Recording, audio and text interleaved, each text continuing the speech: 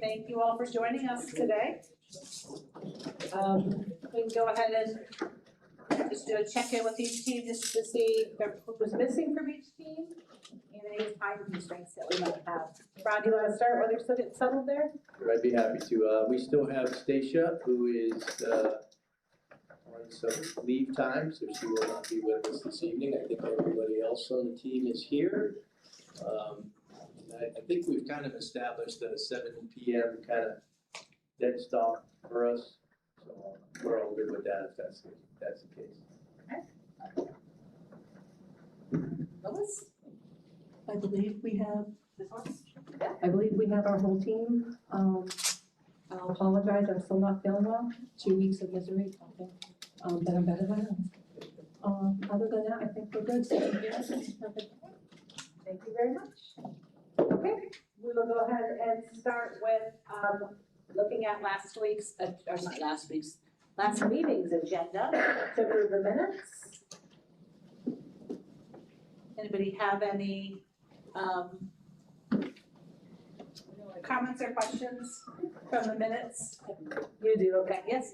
I did fix a couple of the spelling errors before you guys got in here. Recommend. Okay, there was a couple at the bottom. So go ahead and go through yours and she can, or I'm sorry, go ahead and Jay will go through them and we'll see. Article 5. Yep. Can you hand her the microphone? Oh, I apologize, I'm sorry. Put your mask on. Okay, gotcha. That's a beautiful smile, that's right. Okay. Hello, Article 5, it says one-on-one paraprofessionals are paid from the, individual with disabilities education. It says grant instead of grant, but you got it. Yep, I went, just before you guys came in, Yeah, that was the, and I don't know, I'm a stickler when you're using acronyms, but it's not spelled out anywhere else in the document. I don't know if that's a thing. no big, not really, Okay. typically, if you would like us to, I can add those in there for notes for later, yep. I can do that. RBT, yep, Yeah, NIDEA. yeah. Sure, I'll add those in. Thank you. Amy, are you wired? I'm not, can you not hear me? Not gonna hear me? Yes. Okay, I will add those acronym names in there before we post it. Thank you. Okay, other than those items, any other concerns, corrections to the minutes from last meeting?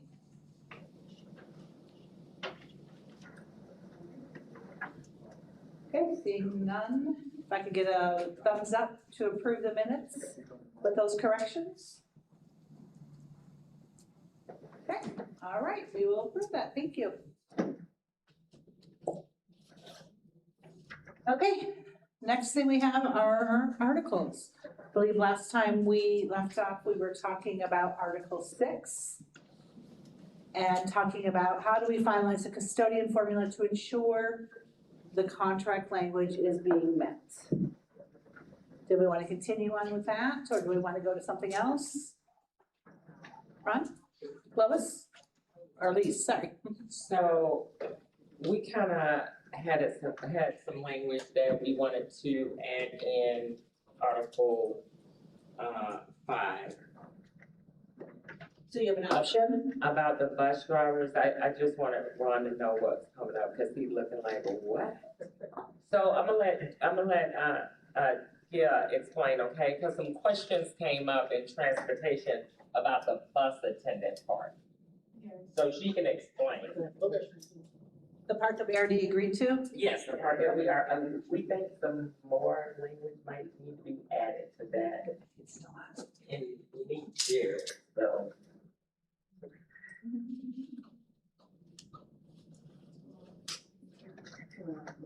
Okay, You just stepped out, take a phone call. Oh, okay, gotcha.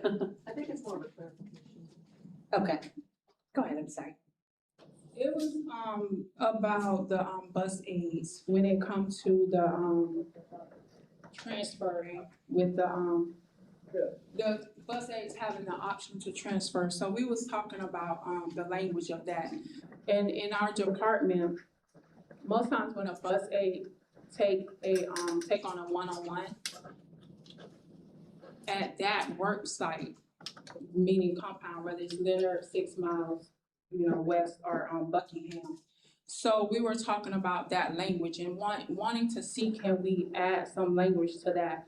Because what we don't wanna run into is if a, student is transferred from, let's use bus 2379 and transfer over to, bus 2381. We don't want a bus aide to feel like they have the right to, refuse transferring with that student, because it says that they'll be given the option to transfer, right, to another. Well, with an aide, of course, with a bus aide, we would say like transfer to another bus or transfer to a, another compound. So what we wanted to do was add the language to make it plain and simple, that if a student transfers within the work site to another bus, that bus attendant would transfer with that student within the work site at the compound, so that they're not, being able to refuse transferring with that student. Now, where the option will come in at is they'll have the option to not transfer outside of that work site. That's where they can say, well, no, I refuse, we're going to Buckingham, doesn't work for me, or I don't have the transportation to get away to 6 miles or something like that. So we can just word it better so that we don't have bus attendants saying, no, I've been on 2379, that's where I wanna stay at, regardless if that student is still right here in this compound. You get it, Jared? So you wanna add an additional option though, because that is changing the option that we've already agreed to, so you wanna add another option? Like, basically, they can have the option to refuse to transfer outside of the work site, but make it where if that student transfers within your work site at your compound and you are the one-on-one for that student, you will transfer to that bus with them. Because the only reason there will be 2 attendants on a bus is an attendant for a one-on-one. It don't take 2 attendants to be on the bus unless there's a one-on-one. Am I correct, Jared? So at that point, we won't have anyone saying, no, I don't want to transfer with them. I want to stay on this bus. No, it's no need for you to stay on there. That bus already has a attendant. You are the one-on-one. So within the work site, within your compound, you would transfer with your student.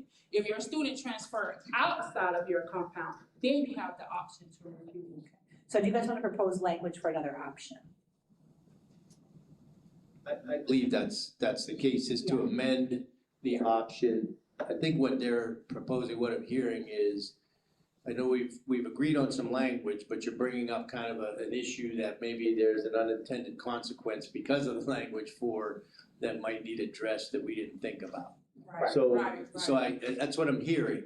And so can I ask before you pass it down to Jared, because I'm sure he has some questions there, but so if I am an aide on a bus, primarily for one student, is there typically another aide on the bus that kind of oversees all the other students too? Correct. Because that would make sense then, right? We don't want an individual aide on a bus that doesn't have a student to take care of. So what we're saying is that person doesn't have the right to say, no, I'm not going to another bus, because it wouldn't make sense to have 2 aides on the bus when there's no student in that case. So I think that's what I heard. Did everybody is on the same page with that?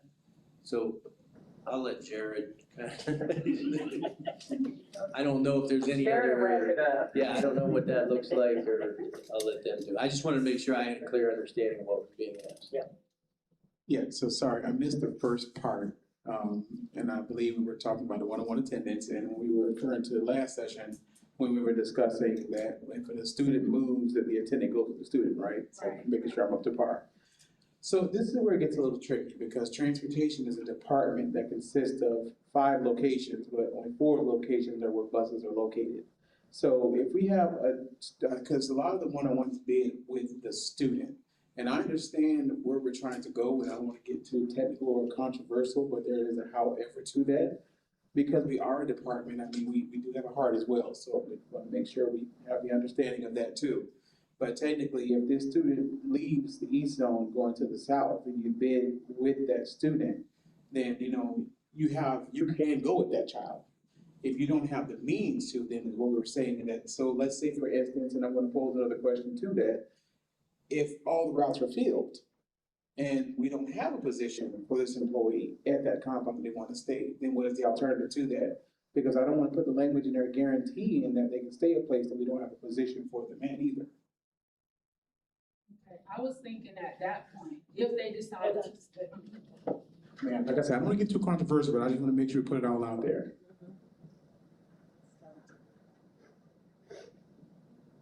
What I was thinking was at that point, if they didn't go with the student and they stayed and there's not a position, then they would become like a UAR attendant where they would fill in from bus to bus when aide is not there, when a bus attendant is not there, maybe they can be a coverage attendant.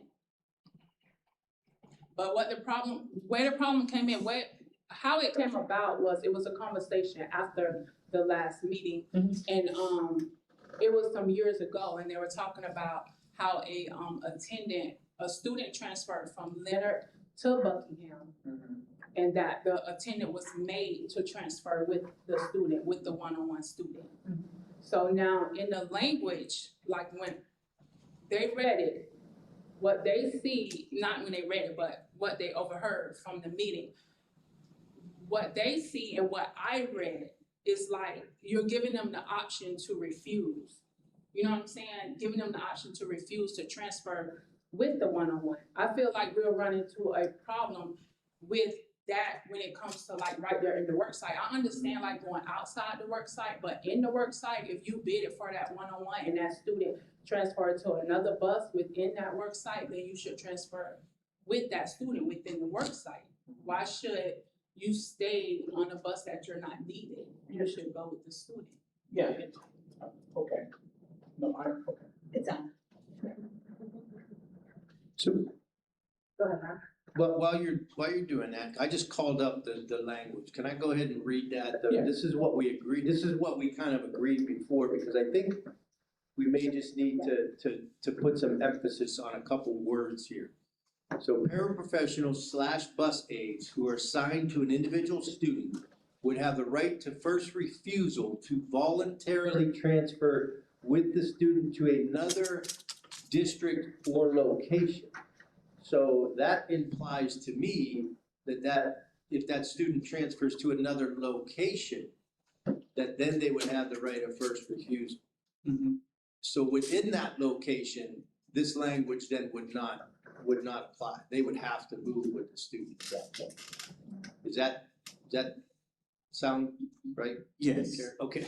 Yes, because that's where I was going. And I think that's what you were asking here, right? Isn't that kind of what so, because the language does say that we agreed upon was if the voluntary transfer with the student to another location. So that's the key language there, is to another location. So if that student is staying in the same location, then that parent wouldn't have the right of refusal to that. So, Go ahead, Jared. yeah, no, I understand what you're saying about them becoming a UAR unassigned, but I want to make sure you understand too, like, because there's certain FTEs that are allotted to every location. And if there's a position that is vacant, then we can do that. But let's say, for instance, we use a Leonard compound, which doesn't have many vacancies quite often. And we pull that one-on-one attendant from that bus, that student moves to out of that compound, goes to another bus, another region. If there is no position available, then we can't just have them floating. They have to be assigned somewhere. So then that's where you come into saying, okay, well, you're either gonna have to go with this student. Let's say if they were to transfer to South, you can't afford to go there, but you can go to Buckingham. Wherever there's a vacancy, they're gonna have to go to that vacant position, because we can't just have them floating in a place where there's no position available.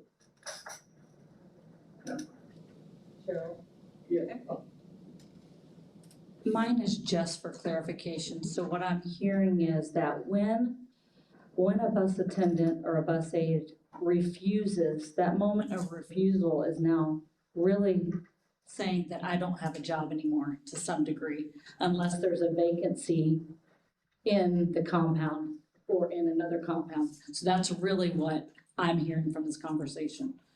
Is that accurate?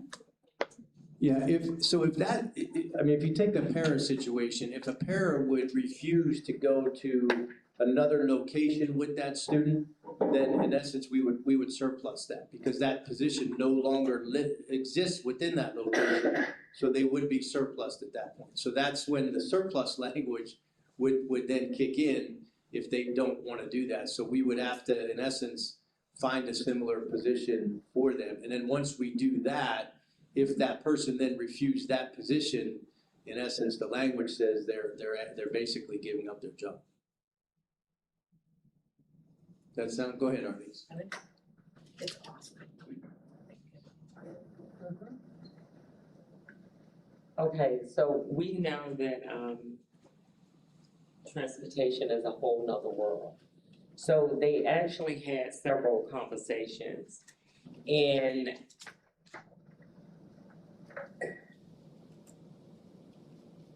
without asking, I would just say, for example, what she gave was, the one, bus attendant, the student moved from one zone to the other one, because in this case, Jared, from Leonard to Buckingham, that's considered two, correct? Okay, so the bus attendant had to go from Leonard to Buckingham, and was not given given that option. So I know that the bus attendants bid on the zones and not the buses, they choose the buses. But what she's simply saying is because of the conversations that the employees have had with her since last bargaining session, that they thinking, that this means that they can refuse. So she just want language, right, for anybody, whoever read it, transportation, school, whomever, us, that you will understand if you're a bus attendant, you cannot refuse to go with that child within that work location. Yeah. And right now, they think this their free pass.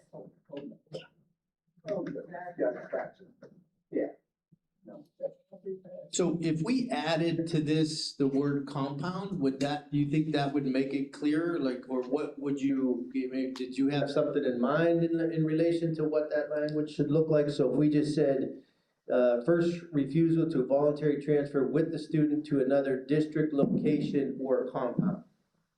Because that would tell you that you only have that right to refuse to go with that student if they actually go to another compound than they're currently at. Is it the right to first refusal what's confusing? They're thinking that means they can refuse to do it. Yes, and then another part is like, does it have to be, together with the paraprofessionals and the buses? Like, does the language have to be together for both? Can it be like language for the paraprofessionals?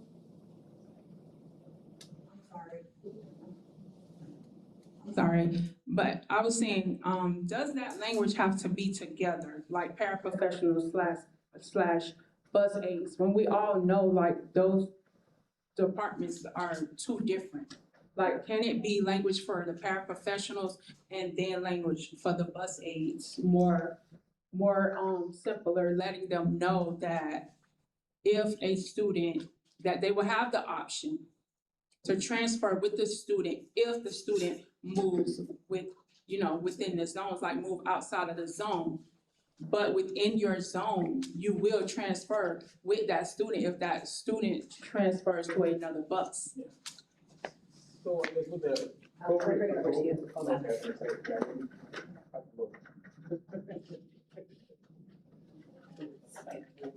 I'm with you now.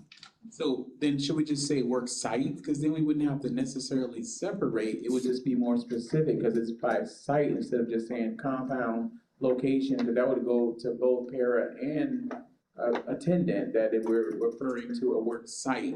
So if we did just the word site, I think that would fix everything. I mean, just this what I feel. Ron, are you good with that for your Yeah. proposal? Whatever they're good with, I think apply. I know what the intent is there. It Right. sounds like we're still in line with the, intent. I feel like we're just trying to clarify so Yeah. people don't get the wrong impression. I could do a misunderstanding of refusal. I think that's what's confusing. So that we can revisit that word refusal.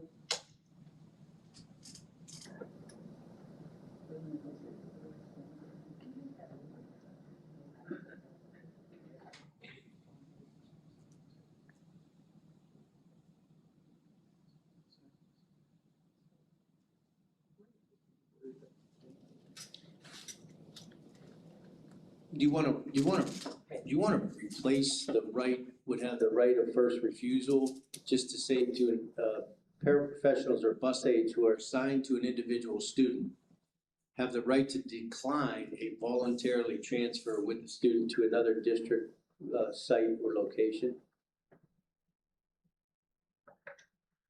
I mean, we could add here at the bottom that, you know, if a student transfers, within a bus compound, any bus aide will then be required to move with that student within that compound. We could just add that sentence for clarification. Kia, does that sound? I think what's confusing for me is that the student themselves doesn't necessarily transfer. It's the school location that changes bus zone or location, correct? Sometimes it's between schools. Could be. Right, but I think for me, hindering on the word work location, so like a kid's changing their school location, that school location may change the bus work location, but I would be confused with this, I think they need to be separate. I think paraprofessional needs to be separate from bus aid. We could use similar language, but then people would understand that it's not necessarily the school that we're talking about, for a bus aid, we're talking about the compound itself, not the school within that compound. Agreed. And in addition, I think just to bring the clarity, there needs to be an understanding that even though you have the right to decline, you know, the unintended consequences to that, explaining, because just because you decline doesn't mean you just get to stay where you are and there's nothing. I think that's where we're kind of hung up at here. So separating the two from paraprofessional and bus aides, and then explaining what comes along with that refusal. Am I correct in that statement?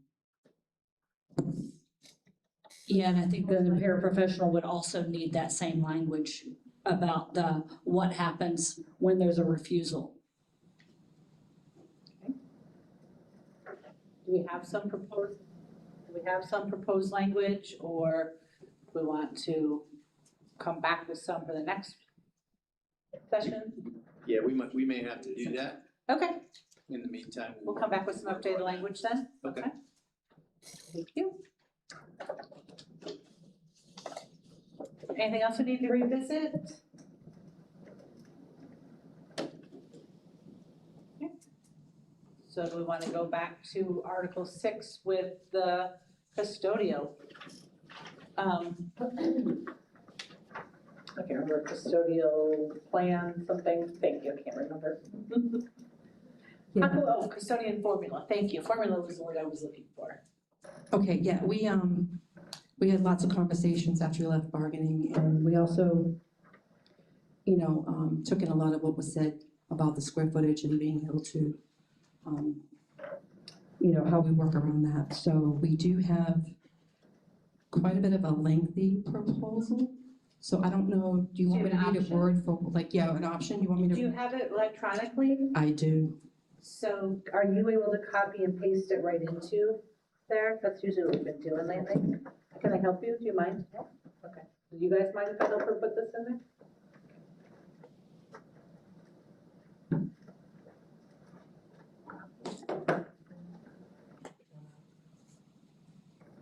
Right.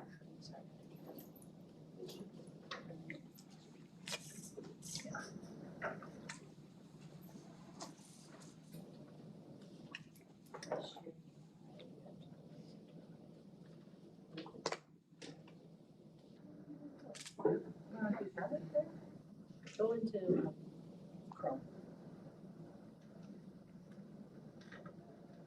Can you send this to our, to Lois, please? She'll send it to you right there.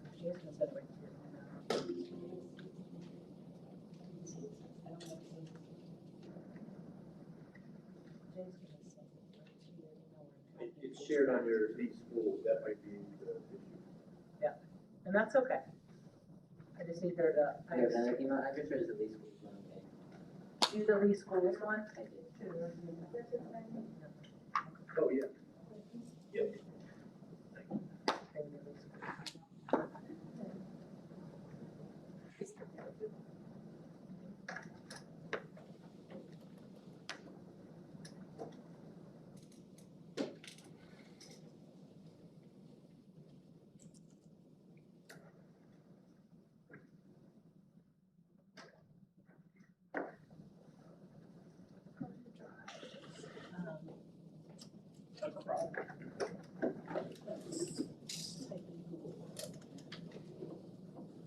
Or Google Drive.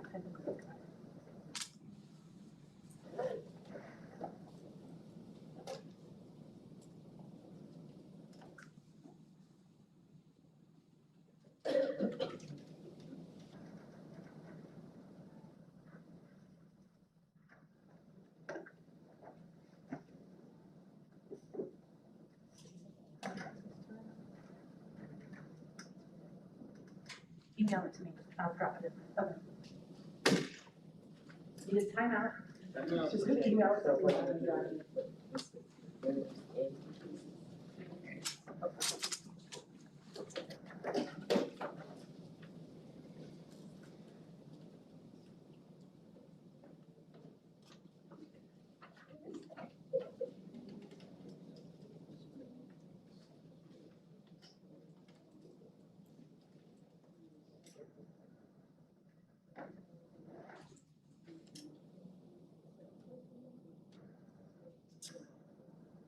Let me know if you got it.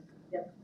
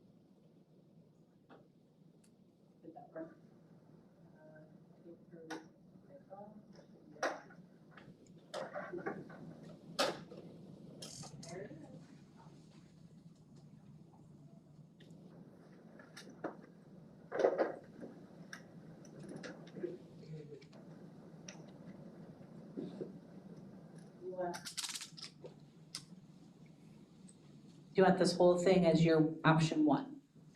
Yeah, I mean, I think it's something that we need to have discussions on.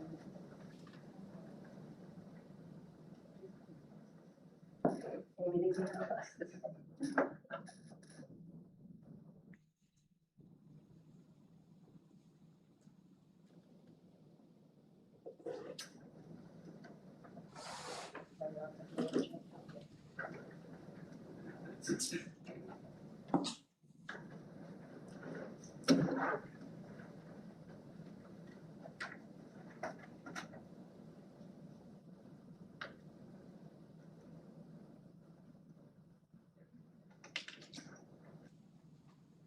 Okay, it is quite lengthy. So we'll give everybody a chance to take a look at it. You can make it just a little bit bigger.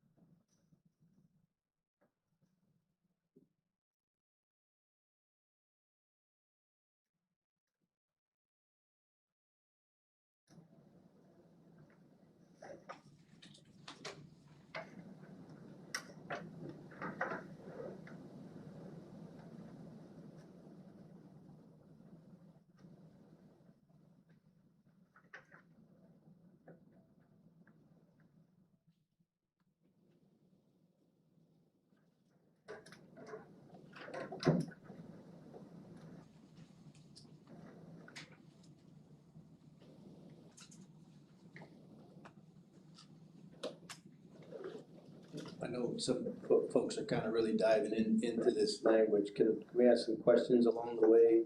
So, under A, equitable distribution of work. So workload shall be reasonably comparable in scope and intensity and shall not be assigned in an arbitrary or discriminatory manner. How do you, that's kind of hard, it's kind of subjective, and I'm wondering who determines what that actually means, in arbitrary or discriminatory manner. And if that's subject to grievance, then I'm not sure how we determine what, you know what I mean, what that is. It's just like, what do you mean by arbitrary and discriminatory? I mean, in some instances, we brought to you, some of our custodial staff was kind of threatened. So we're just trying to prevent that. No, I think we're all on the same page in relation to trying to put something in place that kind of sets forth a plan, but I'm just kind of hesitant when if we don't understand it, then I think it's gonna be difficult for us to communicate what exactly that means and how do you determine, like, so, because it really doesn't, I mean, we talked a lot about how we assign the square footage that needs to be cleaned. And so, again, I think that I'm just a little bit hesitant with that language, just because I think it's so subjective. So when we get to the point where, as we talked about, if we were to, and I know it's in here, like as defined work areas, when the building sets forth its plan and it meets, at that point in time, if we're gonna do it, somewhat collaboratively and share it, get feedback, then I guess at that point, it really can't be considered arbitrary or discriminatory at that point. So I just wanna make sure we're clear, because I think that, somebody could say, well, I'm just using this as an example.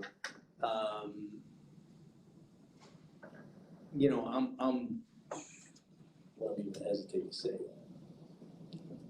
I'm a certain gender, so I only get assigned this work. So is that considered discriminatory at that point? You know what I mean? And because of that, or is it just a matter of, like, again, we talked about encouraging the buildings to rotate through some of those assignments or zones and things like that. So I just want to make sure we're clear on what that means. I do have a backup for that particular paragraph, if you want me to read it. It's a little bit shorter. Yeah. Okay.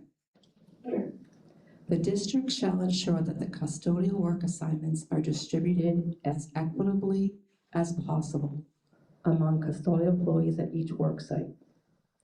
In determining assignments, the district shall consider cleanable square footage, building zones, and type of intensity of work required, frequency of tasks, and staffing levels. I think that's very clear. I do like that. I think it's not subjective there.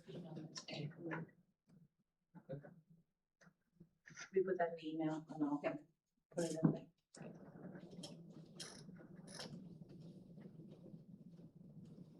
Any other, I know we got some building principals and former building principals and former building supervisors. I know they're looking over there, kind of diving in still to the language. Do we wanna break for a minute and talk about what questions we might have?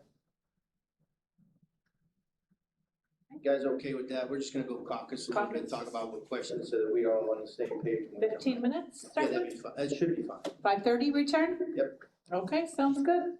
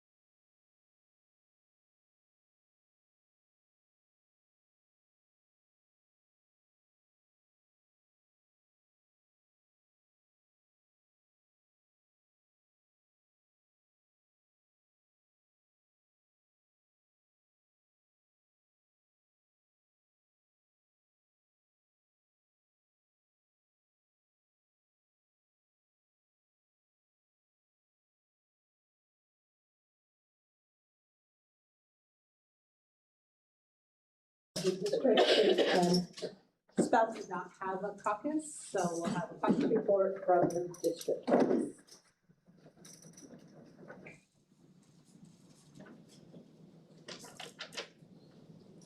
So, yeah, we tried to kind of go back through the language as much as possible and just have some conversations within there about, you know, what is feasible and what areas, you know, that we think that could possibly be a struggle for both the, you know, the buildings, the district, and the employees at that point. And so, we did work together on maybe an option that tried to encompass some things, but it's very kind of specific and to the point for each of those, so I can go ahead.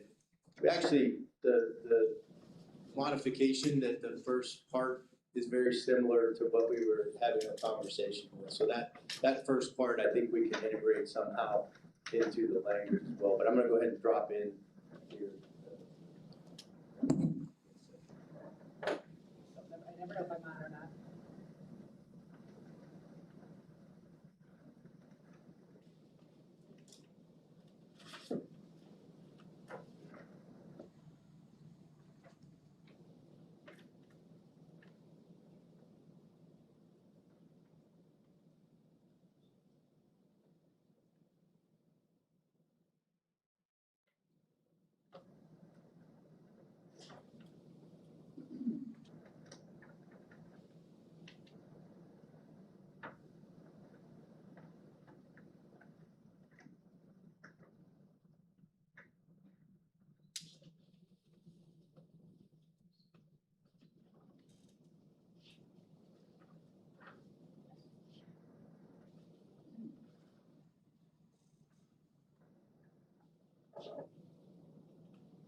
Do you mind if I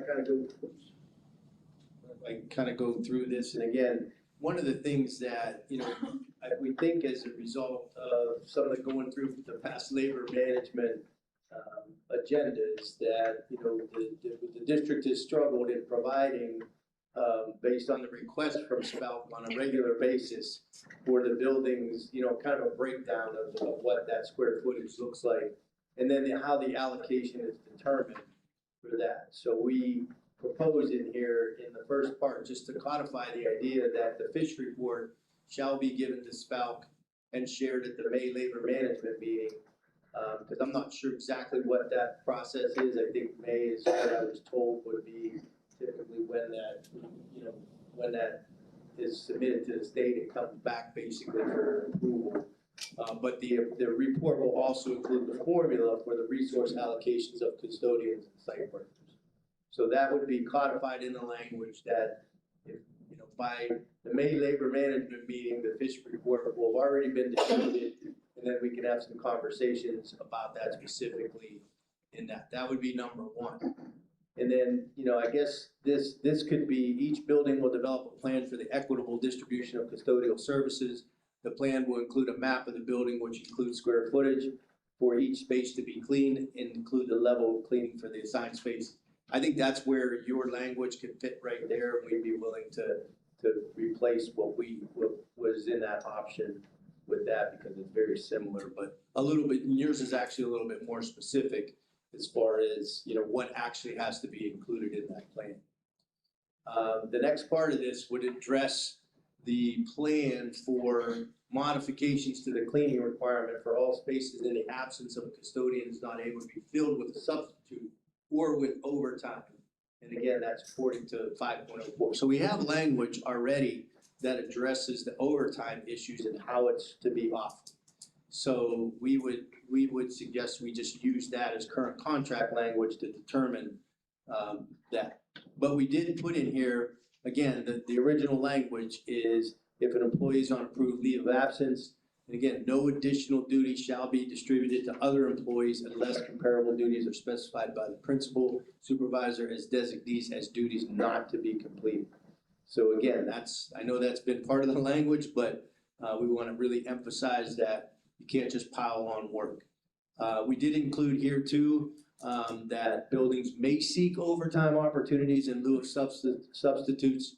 I think, you know, I understand the language that was proposed there for, in the case of head custodians and those types of things, but I feel like the plans being in place here, and the idea of making sure that buildings are communicated with, that those substitutes, again, are not subject to the building budgets, which I think has been part of the issue that we have here.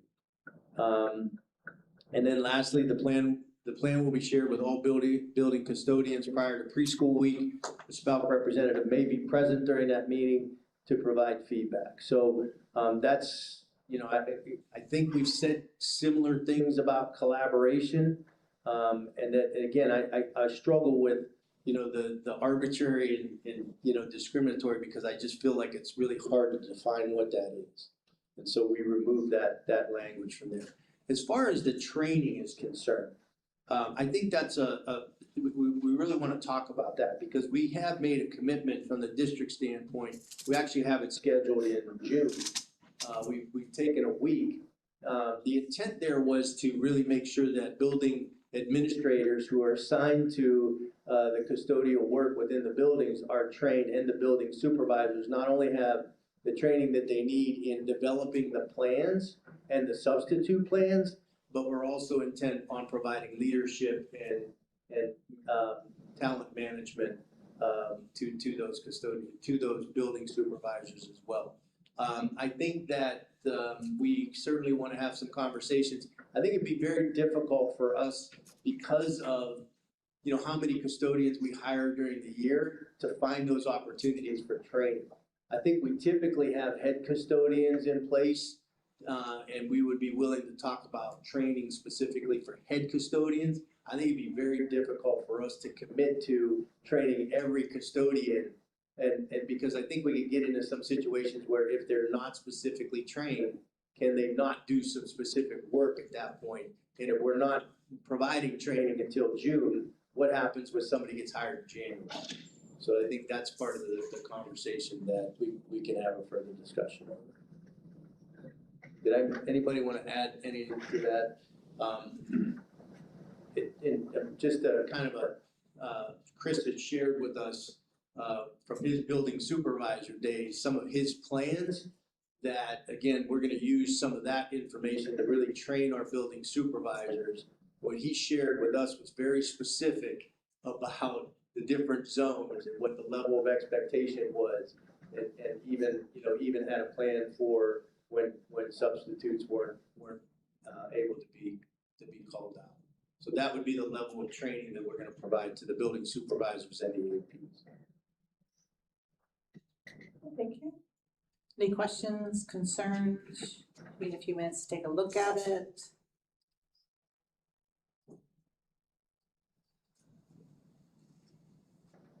Can we go back up a little bit?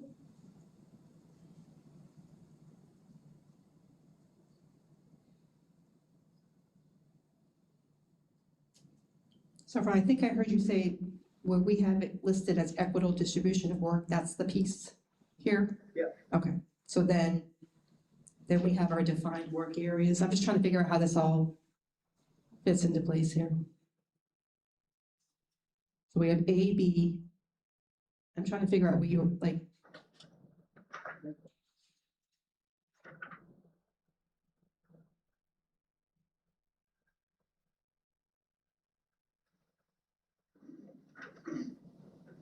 Did you like B as well? I'm trying to figure that part out.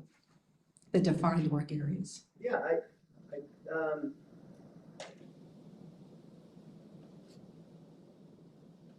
so, good question. The only issue is within B, each facility will divide it into clearly defined custodial zones and areas of responsibility. That would definitely be part of the plan.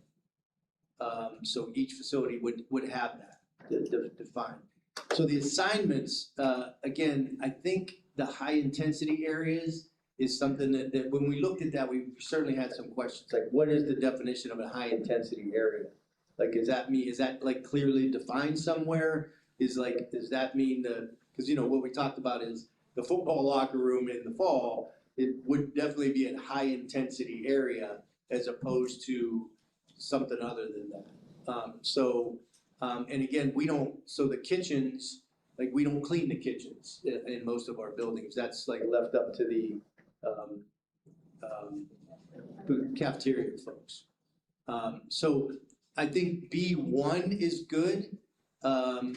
We struggle with the idea of putting language that talks about high intensity areas. We think we can accomplish that through the plans that we have because we will have specifics within those custodial zones as far as, I think that the first part of that would take care of that. I'm not sure that the number 2 and 3 would be feasible for us to include because we won't be able to define what that means.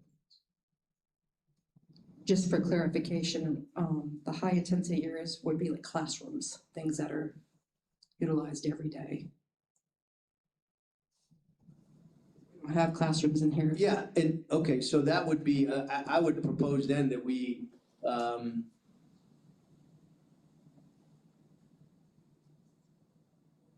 Chris, did you want to add something? Yes, okay.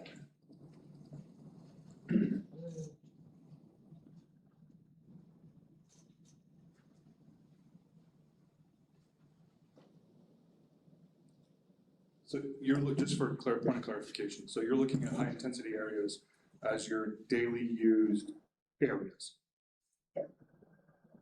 Okay. Because I would argue they're defined by daily use areas, and therefore they have a daily requirement that they have to be done. When I look at a high intensity from a facility perspective, when I look at a high intensity thing, I think something that requires mechanical and chemical sanitization. So like a lot more time than an allotted, 30 to 40 minutes clean time of a room. And so how would you define then like your summer cleaning, which is then mechanically altered? Is there a different definition for that? No, that's a good point. Let me see.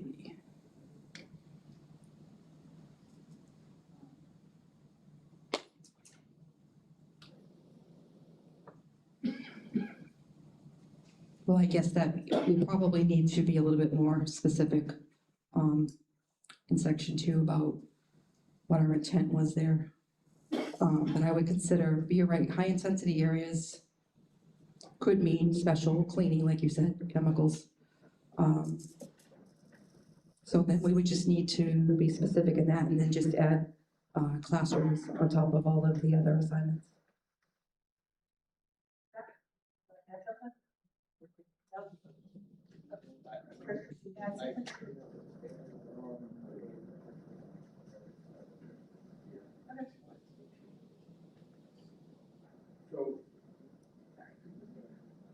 Okay, so just making sure that, so yeah, definitely I would get the definition, but like, also remember when your areas are broke down in a school, so a small school, maybe not an issue at all, right? But you take like Riverdale, which we can speak to pretty effectively. That's a large high school where like football season, that one end of the building, those locker rooms, those bathrooms, yeah, I would argue that's a high intense area during that season, but that season's August to October, August to November, right? Then it's not used at all, really. And then you would have, so that person's maybe who's assigned to that area is seeing a little bit more of a workload. But opposite end of the building with, just for argument based, like a theater season, it's not time for the arts to kick off. Well, they have those bathrooms for the theater as well as the theater, and they're not being touched in use at all.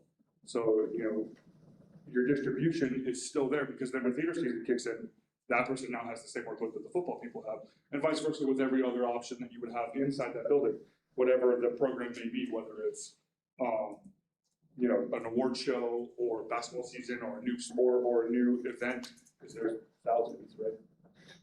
Everybody, you always divide your area in the building to make sure, like, I would never give the same custodian, oh, hey, guess what? You get all the high intense areas all year long. That person gets to hang out in the front office. Right.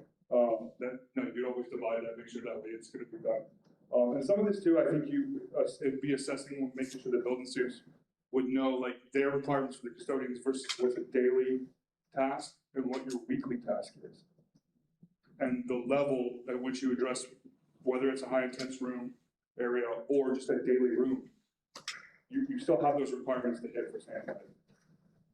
I don't know, I mean, that's what you're trying to define, I'm not really. No, I think you hit the nail on the head that it's gonna depend. Season to season, school to school, so. I'm okay with that.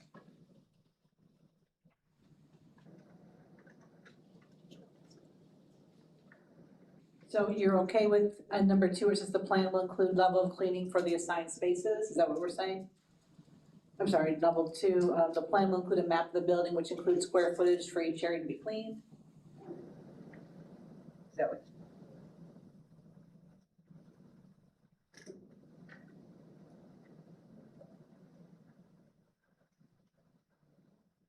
Yeah, I was just trying to clarify if you were using what portions of our plan versus yours Yes. together. Got to understand now, thank you. Any other questions?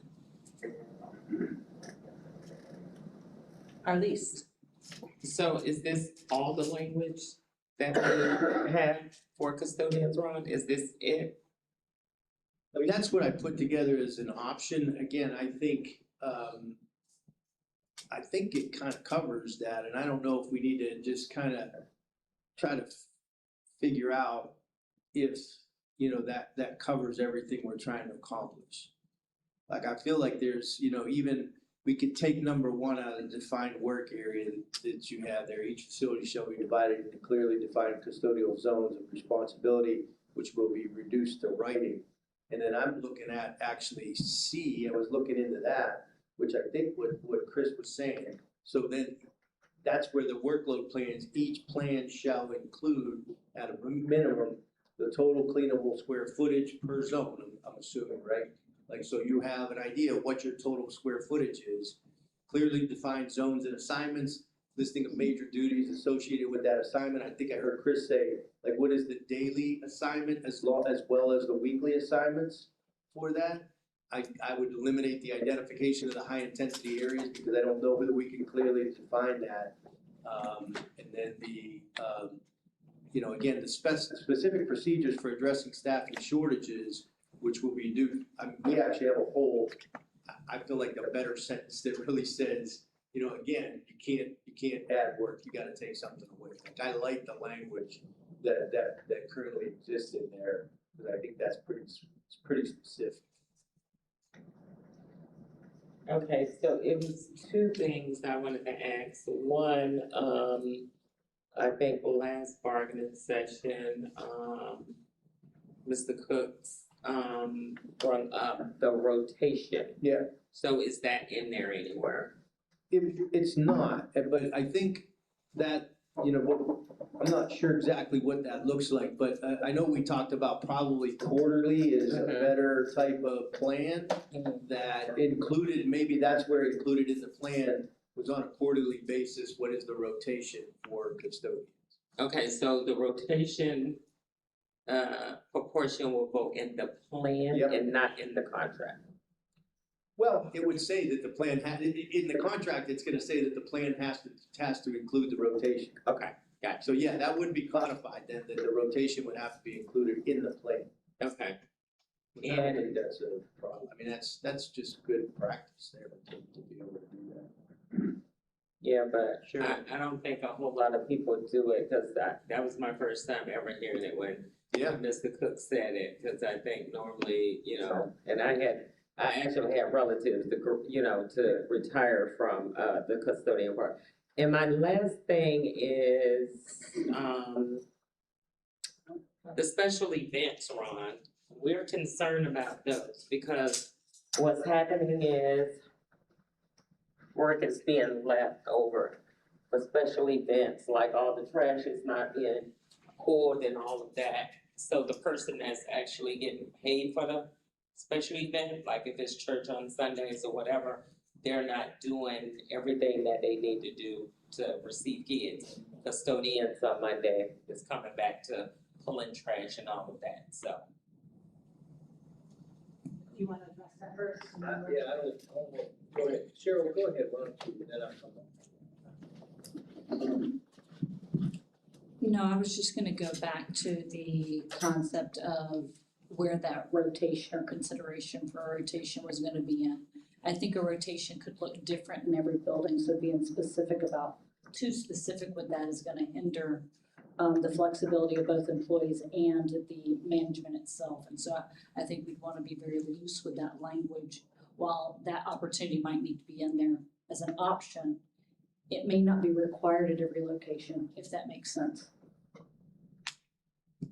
I wanted to speak to that, that's kind of what I wanted to look at. So I did do that, but just that there was one school I was at, this is where I want to leave some administrative discretion, some option where it's not codified, you must do it this off there with this many people, because we did, I had one particular lady, there was some ability limitations, and it was kind of agreed upon, we let her stay in a certain area, so you do have to make sure that you don't put something there that actually doesn't allow you to help the workforce you have. So she did a great job, but there were certain things she was elderly, physically couldn't do, so we allowed her to stay in a certain areas. It was still equitable, but she obviously could not rotate to a gym. She couldn't do things. I want to leave some administrative discretion there for them to be able to take care of their crews. And it was something we kind of agreed with, is one that they didn't consider it grab, it's just something we had to do. So it was just the right thing, if that makes sense. So I just want to be kind of careful. And I'm big on the rotation thing, but I think that's kind of what Cheryl was saying, is just make sure you leave some flexibility in there for the school leadership to work around people's abilities.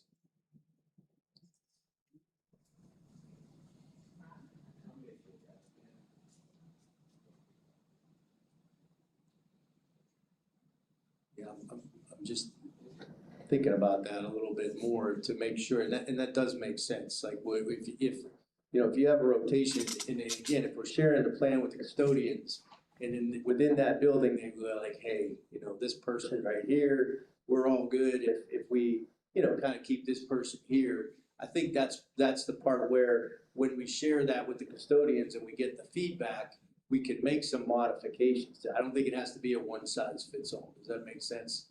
I think that's a good point. We want to take care of the employees to make sure that they're all capable of doing the work that the expectation is.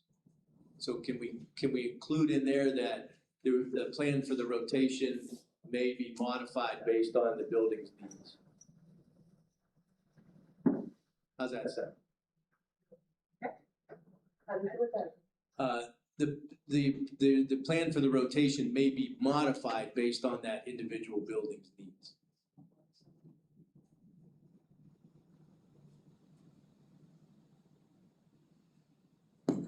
Like, so we're saying you gotta have a plan for rotation, but if your plan is part of that plan is certain employees are gonna stay in their specific zone because that suits that building, then you can have those modifications to that.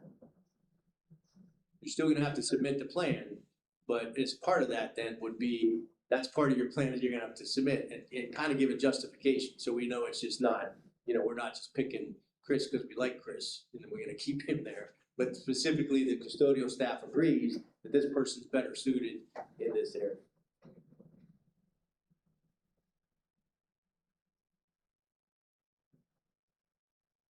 Questions or concerns?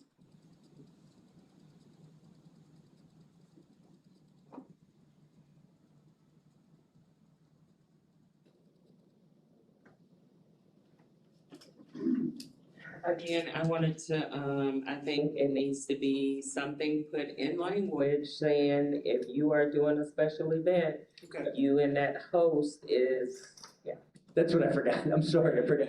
I got my thought sidetracked. So I'm interested to hear if we've had any, if so included in the plan, then what I hear you saying, or at least correct me if I'm wrong, is also within that plan is your plan for special events. yes, thank you. I don't know if you guys go ahead.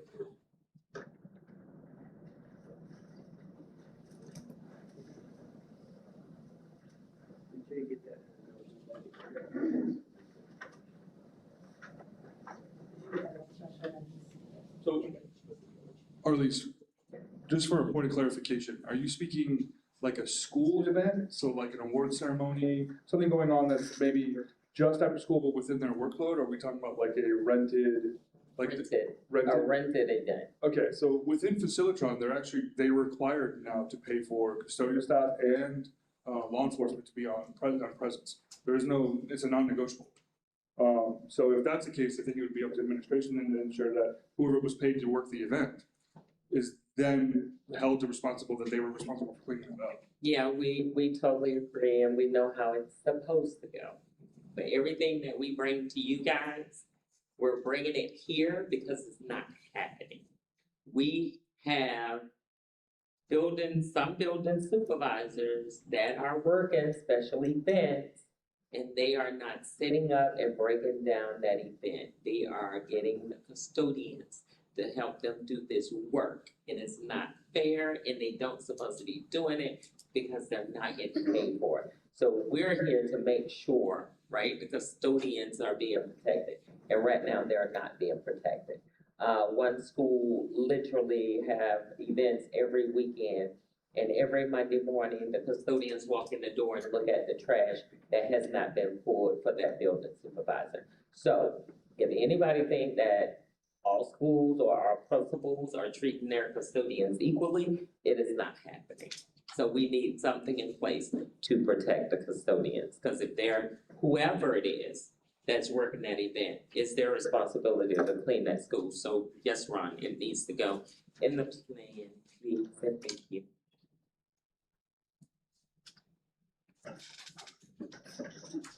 Oh, I'm sorry.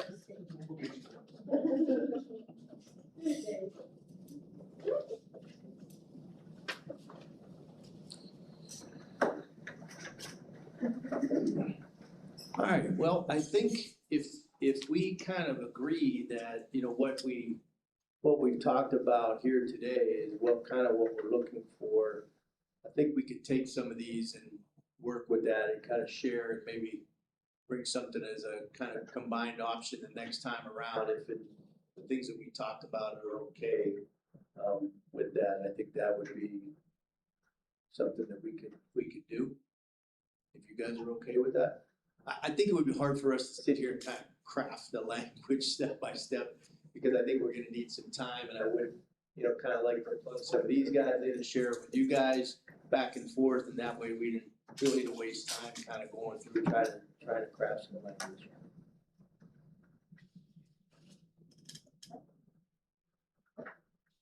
Do we want? Can I just, I just wanna look, I'm gonna go kind of look at the notes here really just to make sure, like, before we leave, I just wanna make sure the notes reflect what we said in the conversation so that we can take that and kind of craft some language together.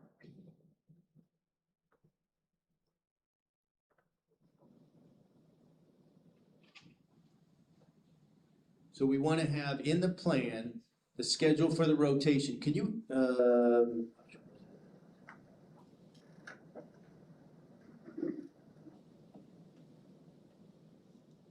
so just, I think we said in there, the rotation will include,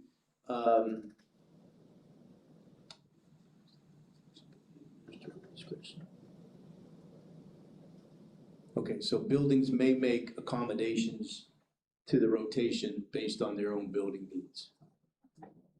Right? It looks like that second bullet. Its rotation may be modified as we, that's good, okay, good. We also need a plan to make sure that we cover special events, that's there. Special events need to be included in custodial plans.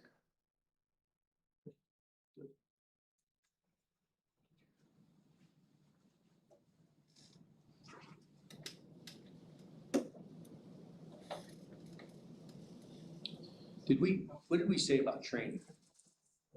Did we get to that? We didn't say anything about training.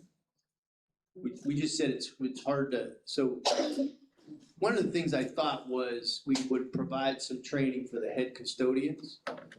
Like I said, I think it would be real hard to have that done for all custodians, but I think it's feasible for us to say, because I think typically we don't have as much turnover with head custodians, that we can provide the training in June for them as well. Now, is that mandatory? Should be. that was part of the conversation. You know, some of our transportation folks, they don't have a choice. They have to get the training.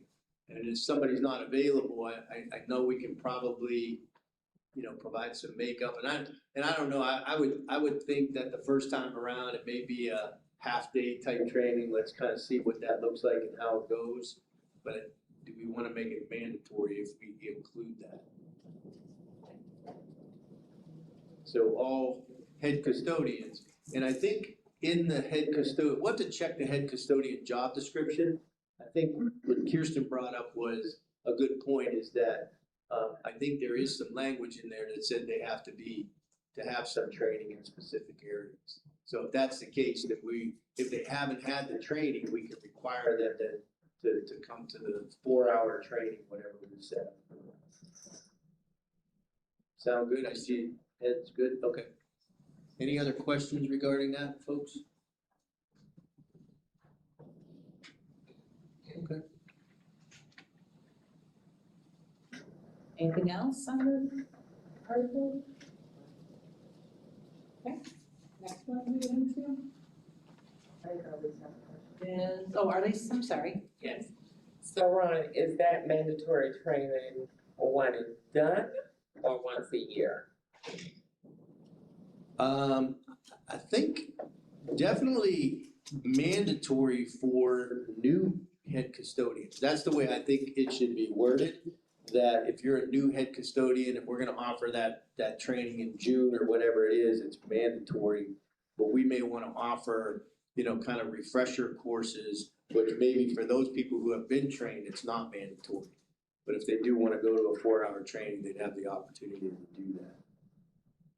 That just popped in my head, so I don't know if anybody has any objection to that or.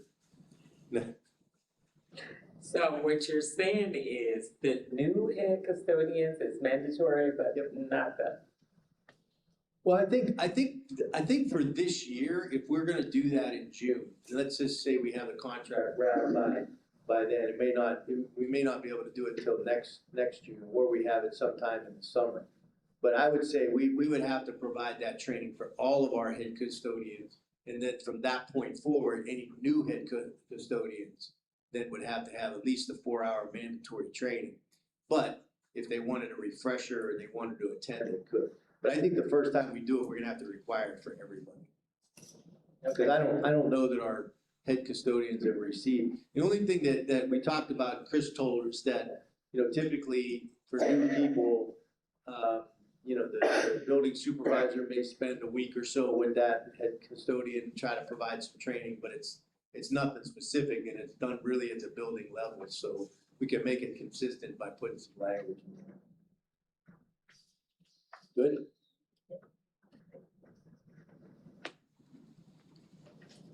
We want to go on to the next question in this article 6.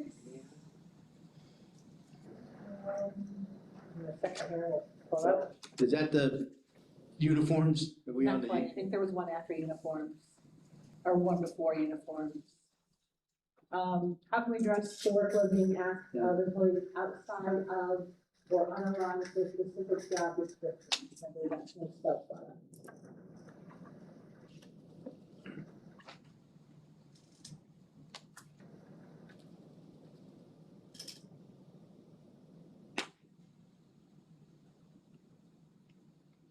I mean, just as it kind of, I think the minutes kind of reflected too, that part of the conversation was that, you know, you can't require somebody to do something that isn't properly trained to do it. Supposed to have some story on this, or? I gave lots of story on this Okay. last time, yeah. But also and you guys brought it up in the custodian, that we have the substitute language here that kind of speaks to this, I feel. Yeah, so what you're saying is anybody that's being asked to do additional work at that point has to have, you know, some plan for them to be able to accommodate that, right? Right, and if they've called me and told me that they can't get their own assignment done, their own duties done, that becomes a problem. You know, and to let us know, so, but our biggest,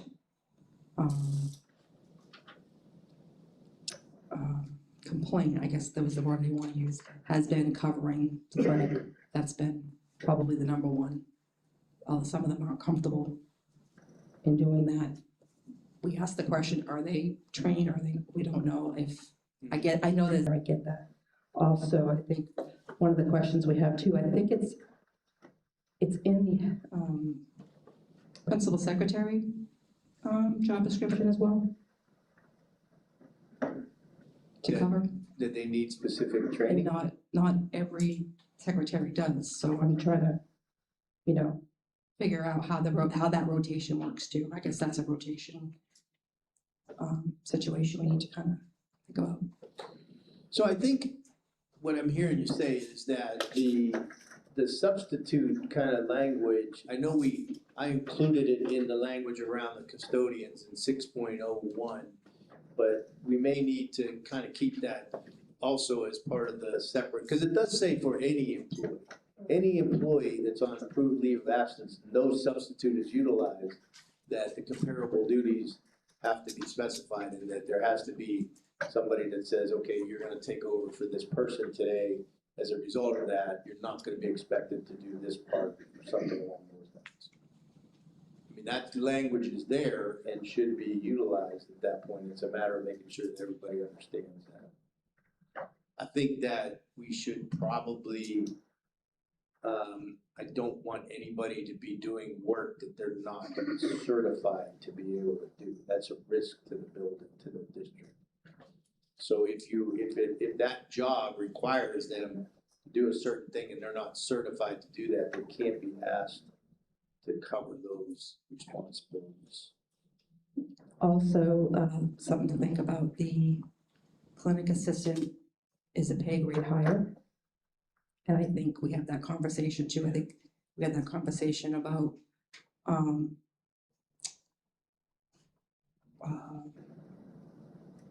how we pay them, if they're gonna be doing a job that's in a higher grade. I know that came up this last round. Right. So I feel like that's kind of tied into that too. Okay.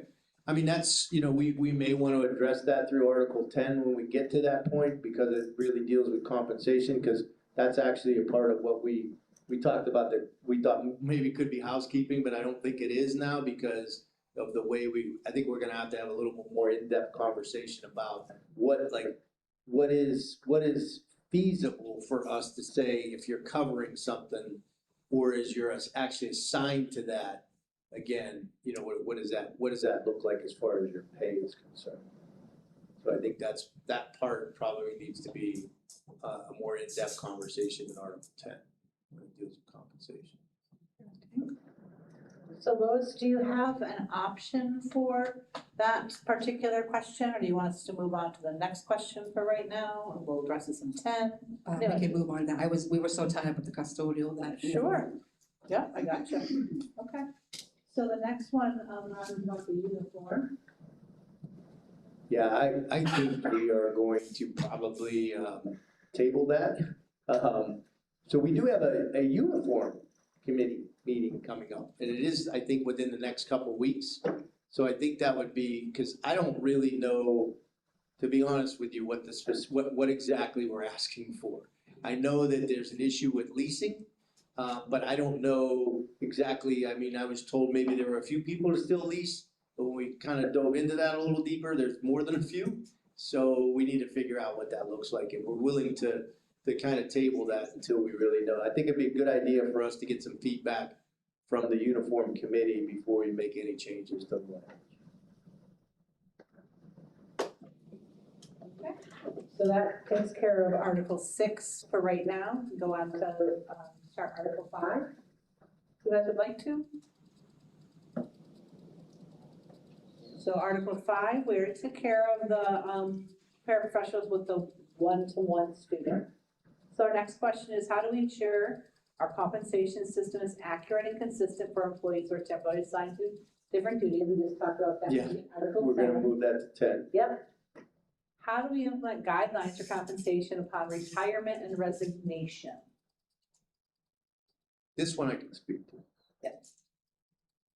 Okay. So we didn't do the story. We didn't do the story with this one.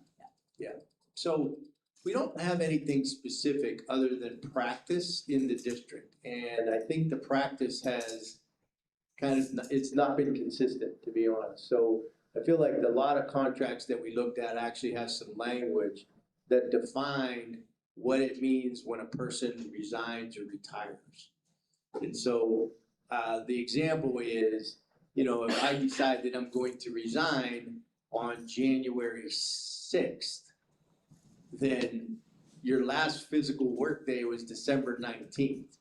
Well, you are resigning, so you just got a couple paid holidays and a couple other things that probably aren't appropriate for what we're trying to accomplish there. So, and the reason it came up is because we were asked the question is, what do we, what's the policy say and what's the contract say?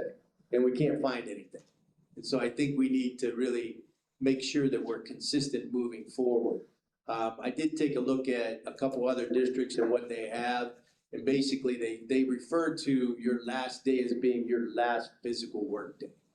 And so if my last physical work day is December 19th, then that resignation or retirement is in effect that day. So if you want to retire on January 6th, you probably have to come to work on January 6th and make your effective work day January 7th. So you basically have to declare what your last physical work day is, and that's when your retirement will go into effect. I know I almost presented an option there, but that's what the issue is. We don't have anything in board policy or in any contract language that addresses that. Questions or comments on this?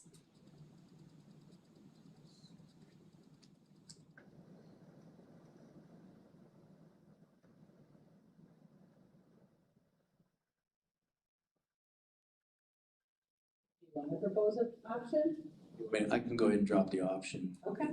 If I can find it. I didn't know if we get that far tonight, so.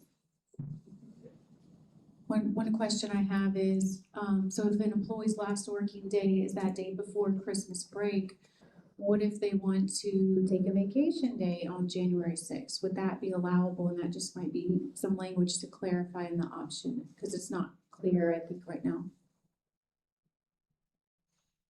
That's a good question. So we talked about that. And again, I just looked at about 3 or 4 districts who had different language pertaining to that, and their actual last physical day is the day it doesn't take into account any vacation or anything. So you would have to take. Questions or concerns about that?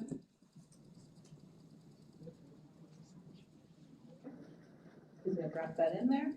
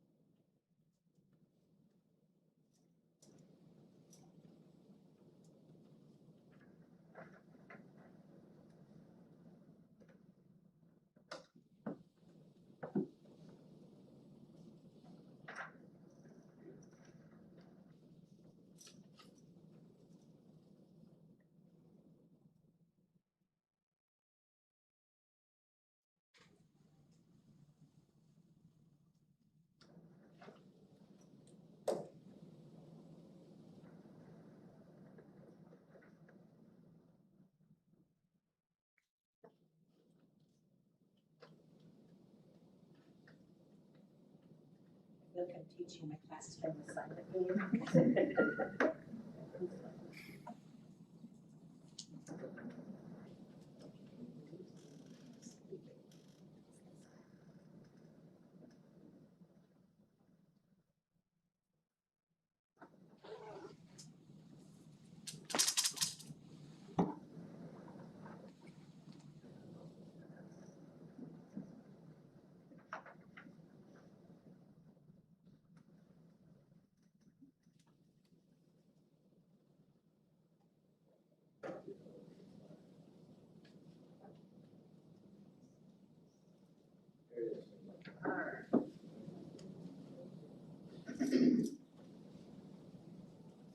The option is, and again, you can kind of take a look at this, is taken from a combination of districts. So it refers to terminated employees.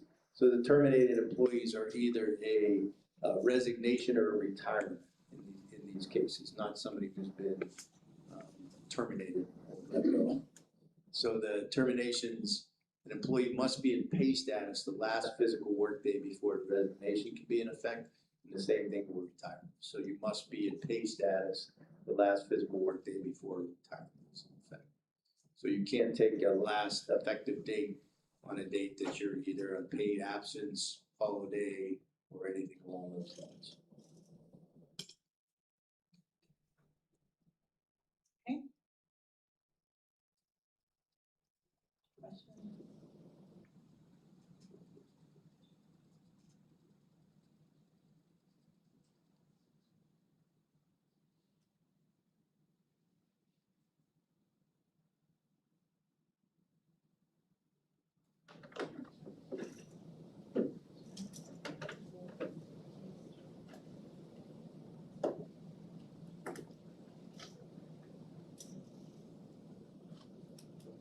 We got a question over here. I second that, so.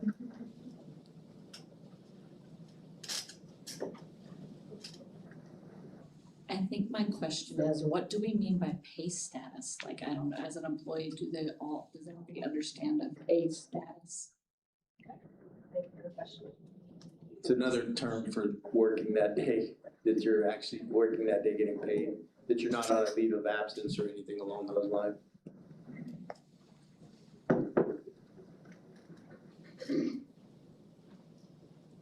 Rather than, you like that rather than the pay status?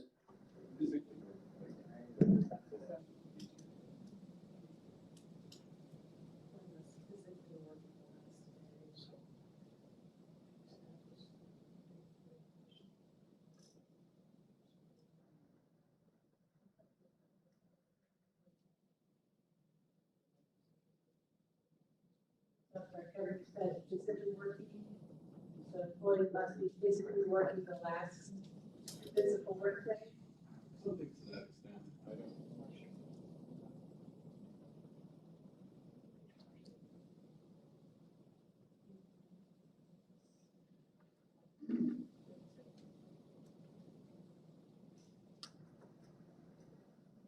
Because the compensated time there, something different to what she's trying to say. Yeah, I think that's, it just refers to, basically you can't be on unpaid leave. You have to be actually there on vacation or any of that.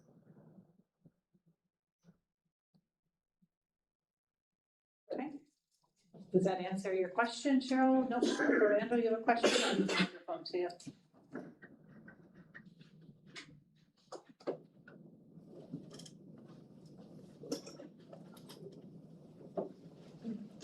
So as I read that, pay status last fiscal day before resignation. If I resign on March 30th, I must be in pay status on March 29th, correct?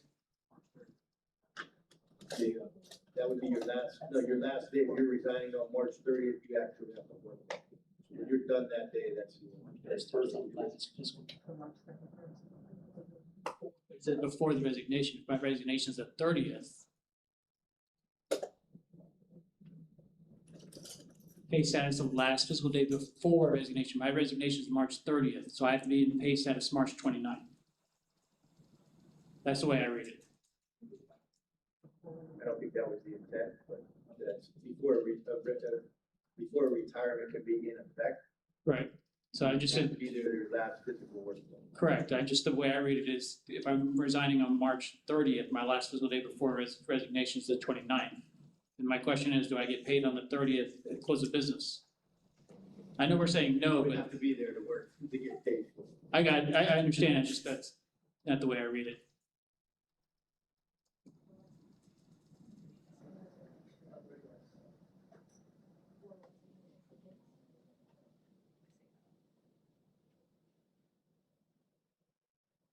So like. Sorry. So then before resignation begins.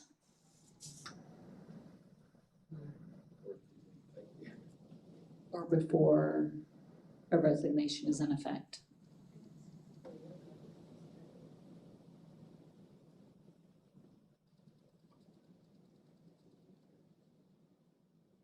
Yeah, it was, I think, similar to the retirement one below that, possibly. I think you just change it to being empty. It's still on. I think it should be just an employee must be in pay status the last physical work day of the resignation, not day before. I think that's kind of where it's kind of a little misleading. Yeah, that makes it clear if everybody agrees to that. Take out before and just put the last physical work day of a resignation.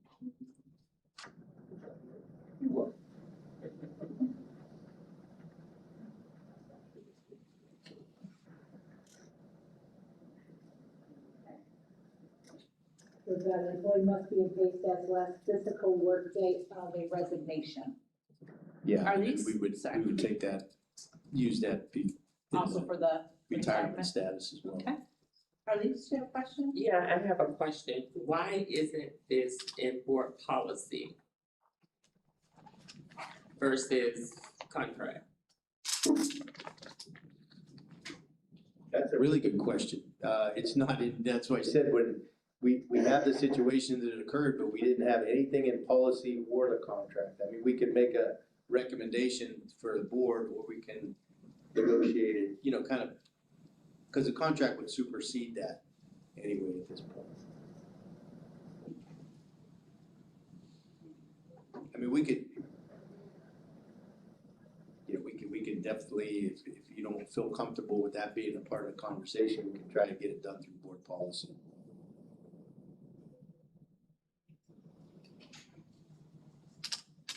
Well, Lois, we wanna discuss it more. Yeah, because we was just wondering why it's not in board policy. You want to table this one till next time? Yeah, I'm fine with that, sure. We do have 15 minutes left. Do we want to try to do one more question? Do we want to work with what we have, start talking about what we have for our calendar?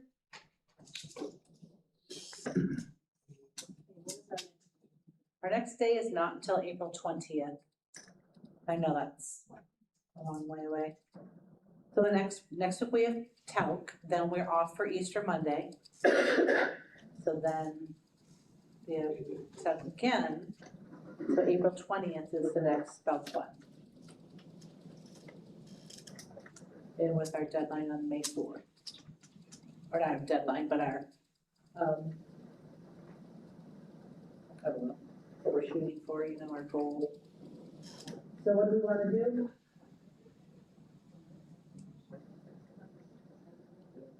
I mean, I can just talk briefly about the last question. We only have one more question, I think, right? And that's in Article 5, and that would cover all of our questions, correct? Yeah, that's a good idea. So why don't you just give me an opportunity to talk about the question, is how do we keep employees accountable in district policies and guidelines in relation to their reappointment?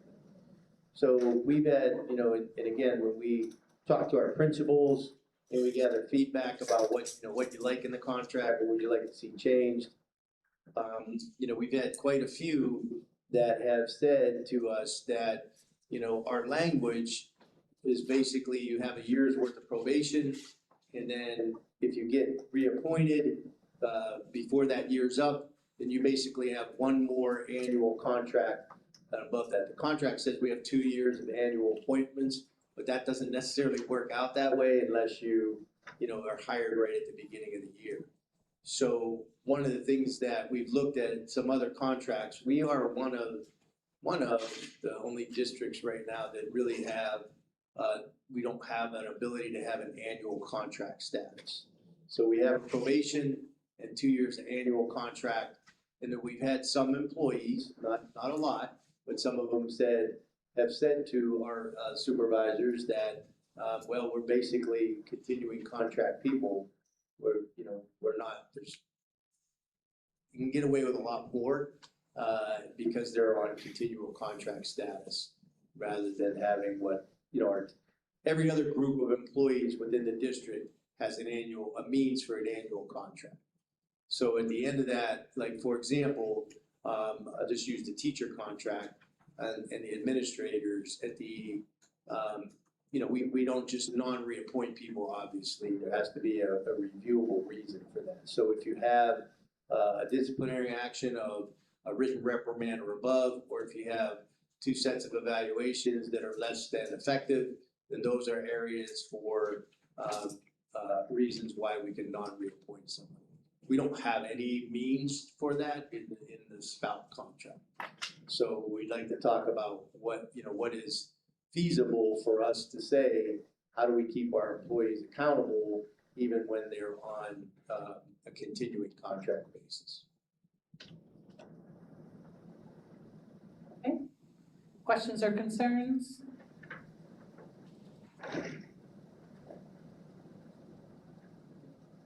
Lois? Well, the first thing that comes to play is seniority, right? This affects, you're talking about Seniority? not using their seniority, how many years they've been here? Mhm. So I guess I need a little bit more clarification, it's a little. No, and I think, really what we're looking at is, and I'm not ready to present an option, I don't think today, because I don't want to get into the weeds with that, but many of the contracts that we look at still are very aligned to kind of what we have in the teacher contract. So after your year of probation, then you have annual contract status. And so that would be what we would be taking a look at, is to say you're an annual contract status person, and then in order to be non-reappointed at that point, you'd have to meet some criteria to be able to do that. So, just so I understand this correctly, you want to change all the status to support staff to an annual contract? Is that what you're saying? Yeah, that would be part of the discussion.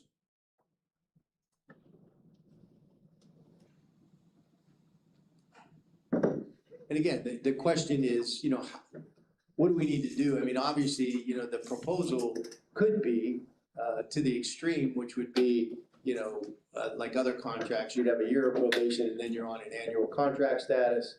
If you're going to be, you would be appointed by a specific date every year. If there's a recommendation for non-reappointment, you would have to meet specific criteria. That's what every other employee group has in their agreements right now. That would be the farthest difference than what we currently have. But again, this is part of interest-based to see, is there something that's feasible that we can talk about that would give us that opportunity, at least to make sure there's a level of accountability for even those people who we consider continuing contract. Okay, so I have a question. Didn't they grandfather some teachers in? Didn't some teachers have the opportunity? Okay. That's the PS. There are continuing contract in PSCs that are grandfathered in. Yes. Okay. So my thing of it is, I'm just gonna be frank, just right down to the point. I wouldn't expect anything less. Why would we give up our status? Why wouldn't we? That don't make any sense to me. That's like you're saying, I've been here for 34 years and I'm gonna agree to go on a year contract? No, I don't trust my supervisors like that. No, I mean, I don't.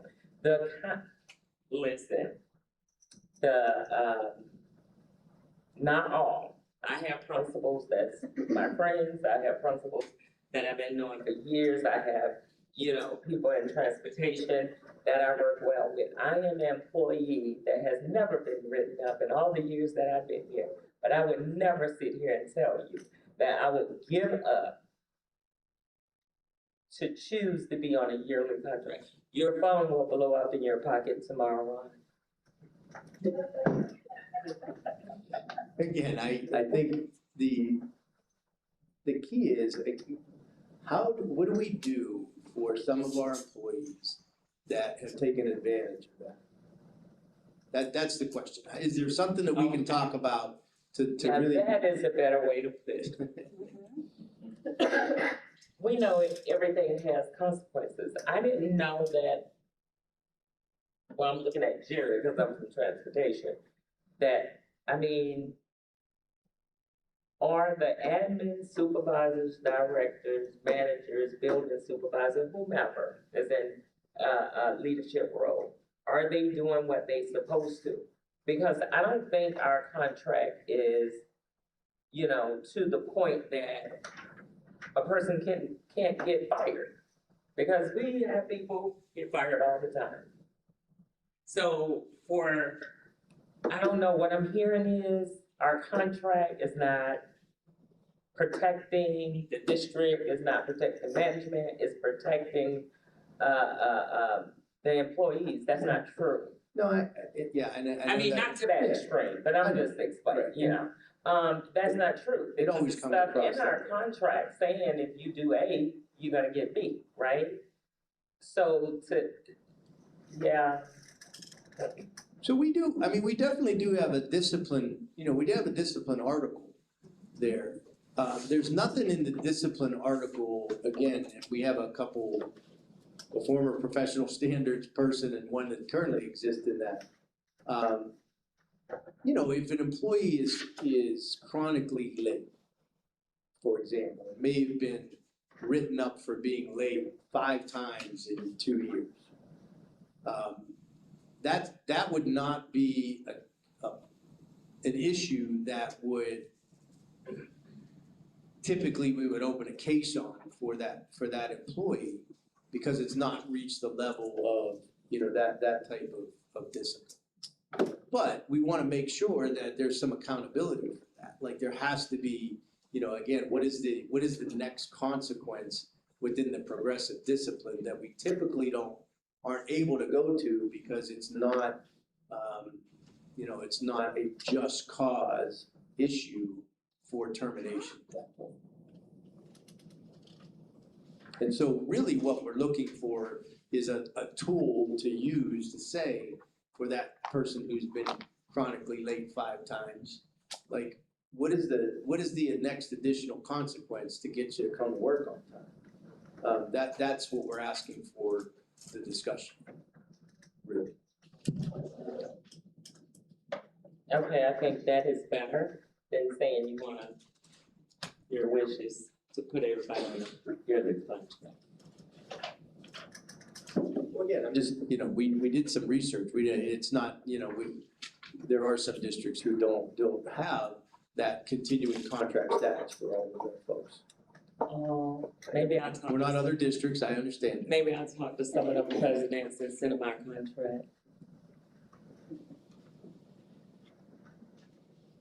So that's the question, I think in Article 5 at some point, that we can have some conversation. You know what I have, noticed, sometimes the leaders are not doing what they're supposed to do. So it's not, you know, that, it's on the employees, you know what I'm saying? Sometimes the leader is not following protocol. A favorite quote for the leaders in this district is, I didn't know that. I'm just saying. I think there's an expectation level that whatever we decide needs to be, you know, we need to do a really good job of training all of our folks on what the current contract language says, and anything that we agree upon this time around, we have to have a system in place for the implementation and training.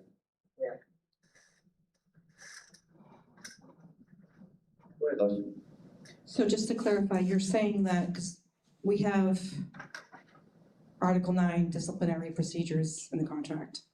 We have what's called progressive discipline. So I guess you're saying that, because normally if an investigation's been opened and you're saying it's something that can't be investigated, I guess I'm trying to figure out why progressive discipline wouldn't play. No, I think our progressive discipline policy is fine. And has seemed to work for us over the years. I think part of the issue is that we've heard from some of our building supervisors and others is that, there are, and again, we typically talk about this language that addresses maybe 5% of the employees in the district. It's not to say that, 99% of the employees are motivated people who want to do the right things. There are those cases when somebody says, well, I got a continuing contract, you know what I mean? You basically can't fire me unless I, do something that really either violates the law or, is to the level which we open cases on, which typically, I don't know, Mike, or did we ever open cases on people who might have been chronically late? You know what I mean? But, so what do we put in place to be able to motivate those folks to say, hey, you need to be held accountable for that. Okay. So if we're using that, for example, would you fire someone for that? I mean, We definitely wouldn't want to fire somebody for that, but we want to make sure that that they have the idea that they possibly could be non-reappointed for that, that amount of discipline. You know what I mean? Like, we don't have that now. Like, I don't have the ability to say, listen, you were late, 7 times in 2 months. Like, you've been at a conference summary, you've been written up, we're considering maybe even suspending you at that point. Okay, but if we said, hey, now that you have more than a conference summary or more than a written reprimand, like for example, if that were some of our other employee groups, if they had a written reprimand, they could be non-reappointed at that point. That doesn't mean they can't get another job within the district, but it is a level of kind of discipline that for those specific instances, when we have chronic type of discipline that doesn't meet the level that goes to professional standards, how do we at least say, listen, if you don't comply, you could be non-reappointed. That doesn't mean we're going to do it, but I feel like the idea is that it's there as a possibility. And I don't know if we can, talk about, okay, let's just say maybe that's what kicks in the idea. Like, okay, you've had 3 written reprimands this year. So maybe you lose your continuing contract status for a year or something along those lines to make those improvements. Maybe it's the cart before the horse then, as far as we're not saying everybody goes back to annual contract, but what can be put in place to kick in to say, if you have this, this, and this, you can actually go back to an annual contract status. the more you talk, Ron, the better it sounds. Yeah, so because just to say everybody going to a yearly contract, oh yeah, that is a big one. Okay, we are at 6:58. So we want to, wrap this up. We want to keep going. I think we're ready to wrap up. All right. I think we have some good work to come back with next time with the custodians. I appreciate the conversation too, and I know that's a difficult thing to hear in relation to that status, but I appreciate the conversation too. All right, well, I appreciate everybody. We pretty much have a full team tonight, so thank you.